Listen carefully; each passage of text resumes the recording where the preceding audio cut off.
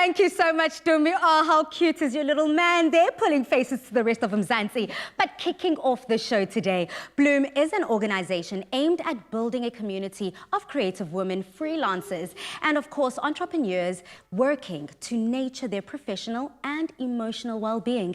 Today in The Loft, we welcome co-founder NANDI DLEPU. Welcome to The Loft. Hi, thank you for having me, Palisa. Now, NANDI, I'm very excited to find out all about this initiative and the idea behind Bloom. So, you know, I think that we cannot celebrate women enough. So happy International Women's Day. Happy International Women's Day to you too. And when it came to the platform of Bloom, you know, how did that come to be?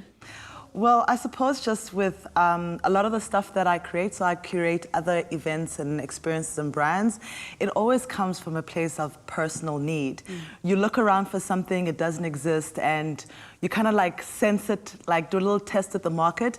But really for me, I was at the end of my journey and advertising, and I was looking for platforms or organizations that would really inspire and help me with the next phase of my journey.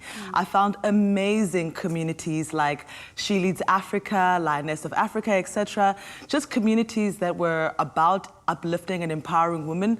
But what I found that I couldn't really tap into were platforms that were focused on creative women. Yeah. I think that the needs of creative professionals tend to be quite, you know, different and unique to ourselves. So couldn't find it, since checked the idea with some advertising and marketing friends of mine and realized that it really resonated with a lot of them, and so Bloom was born. Wow. You know, it's so true. We cannot have enough platforms that celebrate our women and of course highlight those hard-working creatives that are amongst us on an everyday basis. Now, you guys not only operate within the South African and African sphere, but you're going global. Tell us about that. Well, we started global. So the platform was actually co-founded with Farai Smoyi. She's a New York-based fashion designer, and I actually can't remember how we met, but one night we stayed up. Yeah. Well, more like I stayed up because of the time difference and she woke up. It'd be like that sometimes, Yeah, so we were just connecting over the types of careers that we wanted to have, and we were both going through really incredible shifts professionally and how we wanted that support, and we just really connected on this need, like I mentioned before, and decided to do something about it. And I think up until that point we were really strangers, so our own relationship was born as a result of this journey that we decided to take together. So while we were hosting events and conversations in Johannesburg, some pop-ups in Cape Town and Durban, etc., she was hosting her own conversations and events in New York.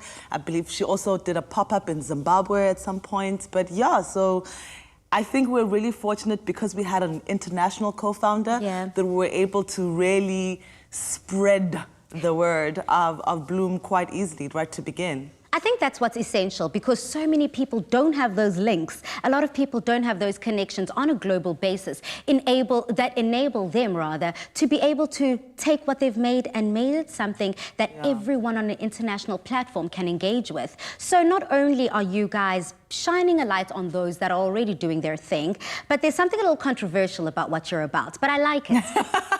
Okay, I'm scared. Oh, you're a little scared. You should be scared, because I'm going to bring up the fact that you, at Bloom, acknowledge, you accept the fact that certain creative females out there are just, you know, everyone always, constantly, continuously shines a light on them. And do you feel that that might then in turn dim the light of another creative female? As much as we do always have a space and a platform to celebrate those that we are very huge fans of, you know, Mzansi's favorites. But there's also so much space for all the other creatives out there. Absolutely. And I think it's about representation and inclusivity. I think, you know, every generation has buzzwords or buzz phrases, like people like to talk about creating safe spaces, inclusive spaces, and yet, you know, tend to do quite the opposite. So I think when we draw from women that we want to feature on our platform, we try and make sure that we shine a light on women who are often neglected. And I think, like you mentioned, sometimes we do tend to celebrate the same individuals, and it's a cross industry. It's not something just for the entertainment industry. It's a cross industry, and I think that if it's a pillar or if it's an objective of yours to, you know, to celebrate women, you want to celebrate all kinds of women. So you want to really dig deep and find different women and tell different stories, because by showing different faces to a thing, you're inevitably going to give other people permission to pursue it as well. If I get to thinking that actresses should only look a certain way, if I think that singers only look a certain way, and moreover, if we only ever focus on the same type of creative industries, we're also not growing the industry.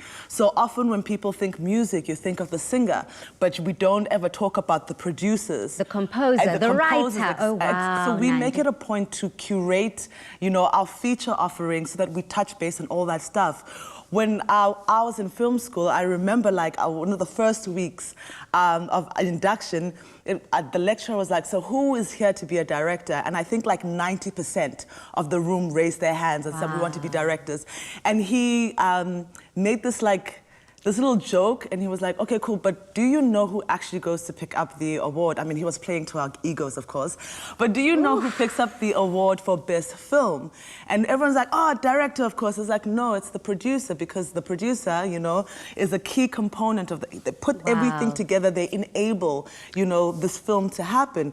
And it was the kind of conversation that opened myself up and a lot of other people to be like, okay, cool, we have a passion for storytelling and film, but is it possible that we should manifest our creativity through other disciplines? Well, Nandi, I do appreciate you shining a light on women in different creative fields, because I think now is the time. But what I'm very much more excited about is to find out, as the show continues, about your Women in Bloom initiative, and of course the online, offline conversations that are happening there. Very much looking forward to it. So girl, don't move a muscle with those fantastic shoes, because we're going to be hanging out with you throughout the show. Now on social media, this is the question we're asking you. Sleep is a health changer.